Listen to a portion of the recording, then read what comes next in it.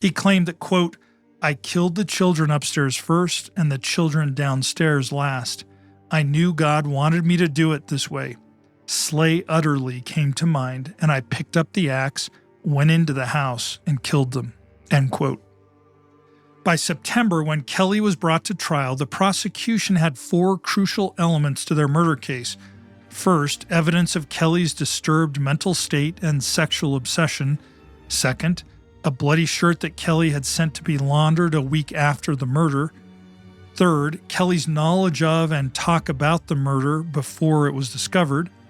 And fourth, his confessions. And fifth, his unhealthy obsession about the case, including the fact that he'd returned to Villisca a week after the murders and even pretended to be a Scotland Yard detective in order to tour the Moore house. The charge against Kelly specifically related to the death of Lena Stillinger. Remember, she'd been found with her undergarments removed, they'd been thrown under the bed, and with her nightshirt pulled up to her hips. The state contended that Kelly had posed her in this manner to satisfy a sexual desire.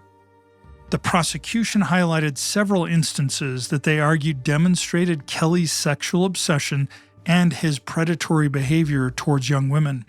They noted that just days before the murder, he had been caught peering into the bedroom of a Villisca woman and had been seen wandering the streets of several towns late at night.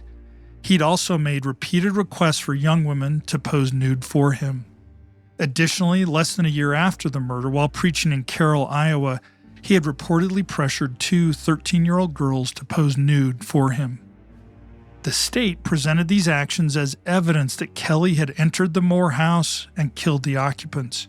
Kelly, for his part, later retracted his confession, and several witnesses who had initially claimed to have spoken to him changed their story.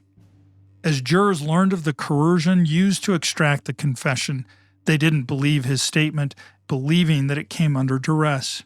The first grand jury was unable to reach a unanimous decision, with 11 of 12 refusing to indict him.